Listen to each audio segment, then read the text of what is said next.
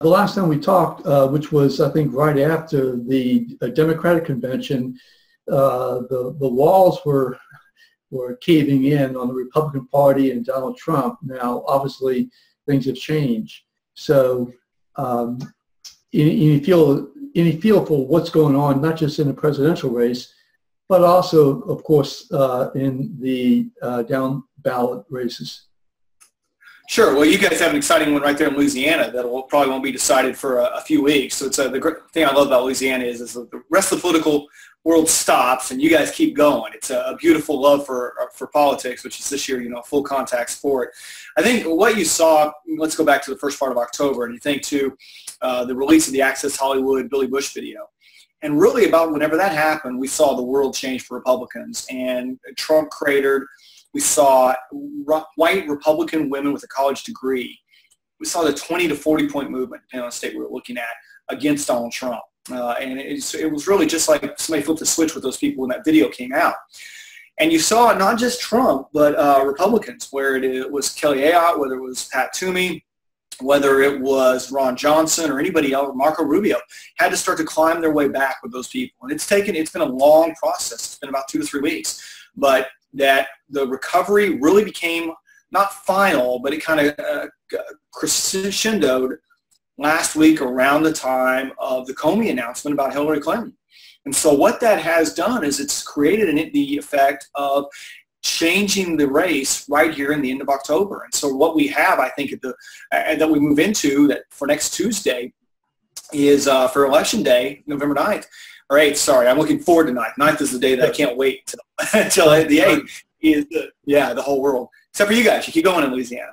But what we have is something is really up for grabs. I mean, it's a jump ball. I believe ultimately it's still about a 70% chance, to cite Nate Silver, that Hillary Clinton still wins. I think because of the way that early voting works and the way the Electoral College map is designed, is that really Trump would have had to have done more early on. And I'll give you an example of that.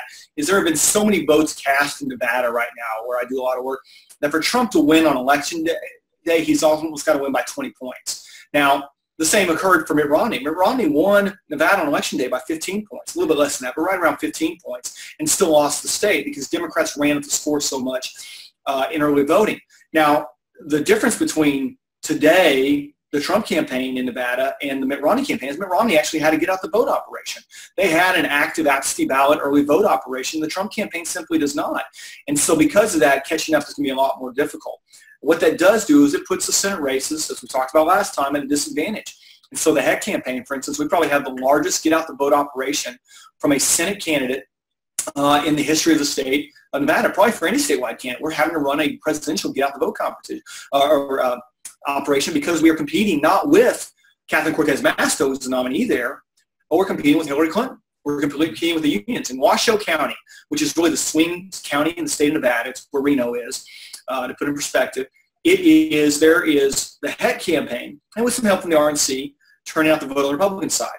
On the Democratic side, there are 25 different groups doing get out the vote operations between the Masto campaign, the Clinton campaign, and the different unions. It is just a remarkable contrast in terms of the level of organization. Now, I will predict, I still believe Joe Heck will win because, and some of that's hard because he is such a superior candidate to who Catherine Masto is.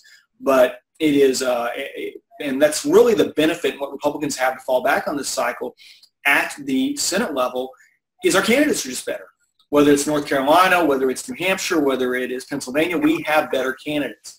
And because of that, I think we end up in a better situation. And it's probably the only thing that allows us to keep the Senate, because I got to tell you, if you assigned a Democrat operative a series of states to make competitive Senate races in 2016, they couldn't have chosen a better map for them. And it's going to be tough to defend it all. On the presidential level, like I said, I still think Clinton is ahead by enough that she probably wins on Election Day. The Senate, a little more up for grabs, but I think Republicans do hold the Senate. Well, that certainly would be an astounding change, given the fact that I think the last time when we talked, I think we were talking about 8 to 12 point differential Clinton had, and so to even for the Senate to even be competitive, it would seem. I mean, that's a substantial change. And obviously, I mean, well, first of all, do you think it was the WikiLeaks? Do you think it was Obamacare? A combination of both?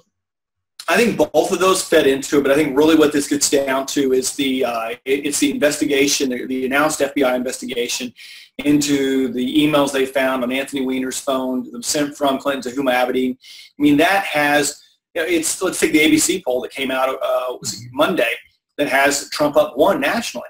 Right. That shows the difference in the dynamics, because that poll had her up 12 points just about a week ago. And that's how quickly the world has changed from a national perspective. It's not how we elect a president, but it is how public opinion has changed.